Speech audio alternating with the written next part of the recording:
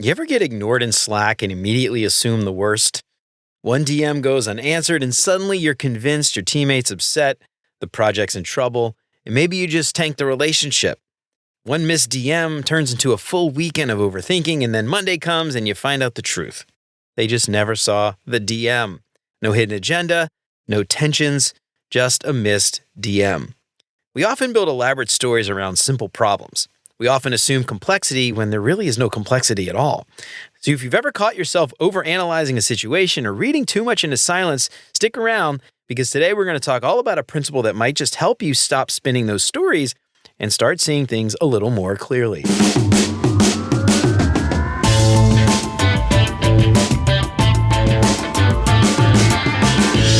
What's up, UX fam? Welcome to another edition of the Cognition Catalog, where every week we'll dig into a new cognitive bias and explore how that bias can impact how our team works together and what we can do to ensure we don't get caught up in the pitfalls. Because working with people is hard, and the more insights we have into the human condition make it just a little bit easier. To learn more about Occam's razor, you can find more resources at cognitioncatalog.com. Sign up for the newsletter to get a new bias in your inbox every week, and make sure to subscribe wherever you listen to podcasts so you never have to worry about falling for any of these cognitive biases again. And if you think you're getting something out of the show, I would really appreciate you leaving a 5-star review. That'll help me out so much more than you can imagine. Shout out to this week's sponsor, Mobbin. If you're tired of staring at a blank Figma canvas, Mobbin gives you access to over 400,000 beautifully designed UI screens and user flows with a library that grows bigger every week. Kickstart your creativity, streamline your workflow, and level up your design process. Visit mobbin.com/beyondux to get 20% off Mobbin Pro and never run out of inspiration again. And as always, thanks so much to Chris, Siraquan, Stacy, Radu, Megan, Andrew, John, Mark, Kevin, Jason, Michelle, Marty, Tino, Adina, and Zoe for all their support. And if you want to join these fine folks and many others and help keep the show independent and ad-free, you'll get exclusive access to the entire video library of episodes, including episodes before they're even released. For more information on how you can support the show and help more people find out about what we're doing, make sure to check out beyonduxdesign.com/support. Do you ever have one of those moments at work where your brain writes a whole novel out of almost nothing? Well, a while back, I sent a message to one of my engineers on a Friday afternoon. Just a quick follow-up on a design handoff, nothing major, just a polite little, hey, just wanted to make sure you saw that update.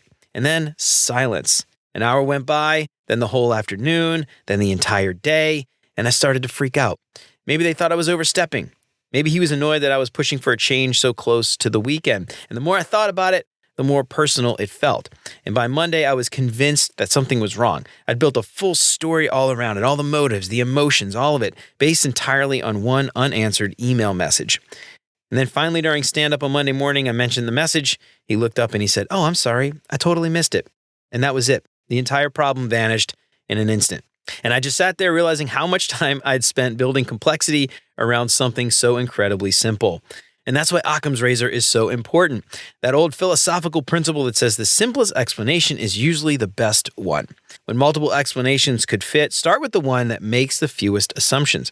And in theory, we all get that. But in practice, especially at work, we tend to forget. When someone doesn't reply to an email, we assume that they're ignoring us. When a project goes sideways, we imagine hidden politics. When feedback feels off, we jump straight to, they don't trust me, instead of maybe they just phrased it poorly. Our brains love filling in blanks with complexity. It's faster, and somehow it feels more satisfying than assuming that something ordinary like bad timing or missed context or a simple human error. Occam's razor reminds us to pause before we pile on assumptions, to look for the clean, straightforward explanation before constructing elaborate ones. It's not telling us to ignore nuance or pretend like everything is fine. Instead, it's a reminder to resist the urge to dramatize uncertainty. If the code isn't working, check the syntax before rewriting the system. If someone feels distant, assume that they're busy before deciding that they're mad. Now, most of the time, it's not conspiracy or a grand failure. It could just be a missed message on a Friday afternoon. So what is Occam's razor? Well, let's dig into it. When we face multiple explanations for a situation, we should start with the simplest one that adequately fits the facts. Occam's razor reminds us not to assume complex motives or hidden causes when a straightforward explanation is likely the answer. Occam's razor originated with the 14th century philosopher and theologian William of Occam, and he argued that entities should not be multiplied beyond necessity. So in simple terms, he said, we shouldn't add unnecessary layers to an explanation when a simpler one already fits the evidence.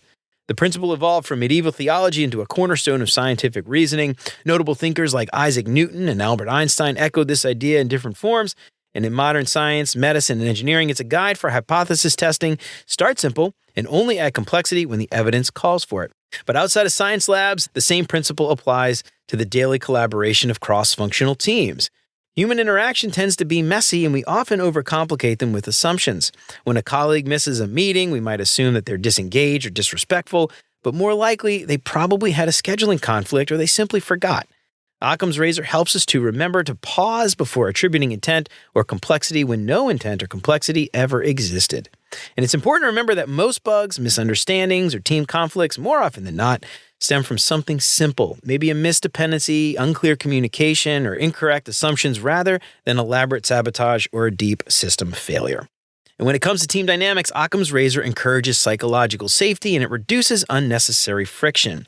When disagreements pop up, applying the principle can de-escalate tensions by inviting curiosity over blame. For example, when feedback seems harsh, the simplest explanation might be poor timing or unclear wording, not malicious intent or some ulterior motive.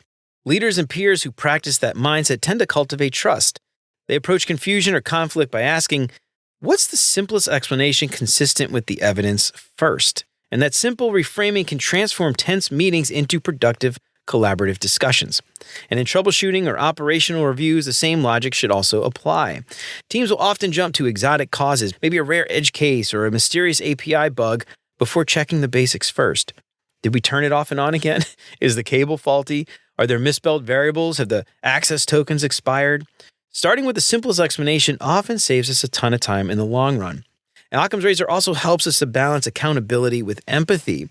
The idea isn't to excuse poor behavior or sloppy work, but it can help prioritize the likelihood of one scenario over the dramatic imagination of another.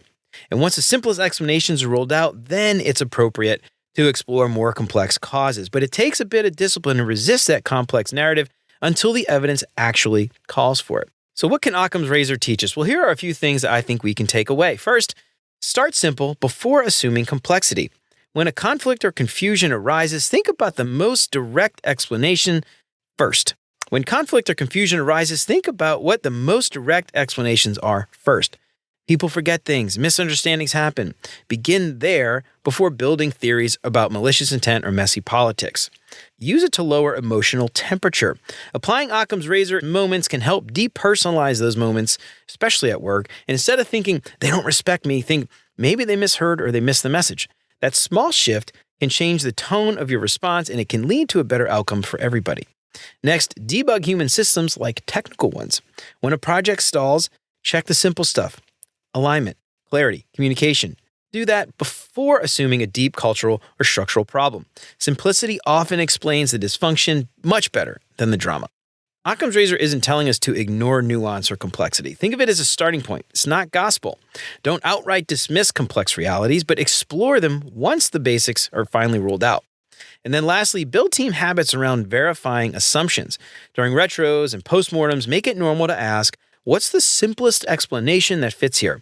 And this can prevent blame spirals and it builds a culture of shared, level-headed reasoning. Well, all right, y'all, that's it for the Cognition Catalog for today. I hope I helped shed a little bit of light on Occam's razor and how we can avoid some of those pitfalls related to complexity at home and at work. But I'm curious, have you run into any of those issues with overcomplicating things? Has Occam's razor helped you? I'd love to hear about it. Let me know what you think on LinkedIn or shoot me an email at hello@beyonduxdesign.com. To learn more about Occam's razor, you can find more resources at cognitioncatalog.com. Sign up for the newsletter to get a new bias in your inbox every week, and make sure to subscribe wherever you listen to podcasts so you never have to worry about falling for any of these cognitive biases again. And if you think you're getting something out of the show, I would really appreciate you leaving a 5-star review. That would help me out so much more than you know. And if you want to pick up some big, beautiful art prints of some select biases, make sure to check out beyonduxdesign.com/shop. Get free shipping on all orders over $30 and use the promo code LISTENER to get 10% off your entire order. And if you have a favorite bias that you want to see in print, let me know. I'd be happy to take requests.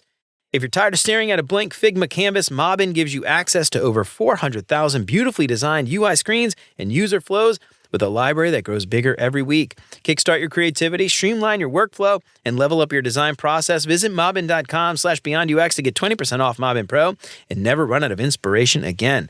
Help keep the show independent and ad-free. Check out beyondUXdesign.com/support to find out how. You can join Chris, Siraquan, Stacy, Radu, Megan, Andrew, John, Mark, Kevin, Jason, Michelle, Marty, Tino, Adina, Zoe, and many others and help keep the show independent and ad-free. You'll get exclusive access to the entire video library of episodes, including episodes before they're even released. Get instant access to those videos right now for as little as $5 a month. And until next time, remember, you're more than a designer because there's more to UX and design. I'll see you around. Take care, y'all.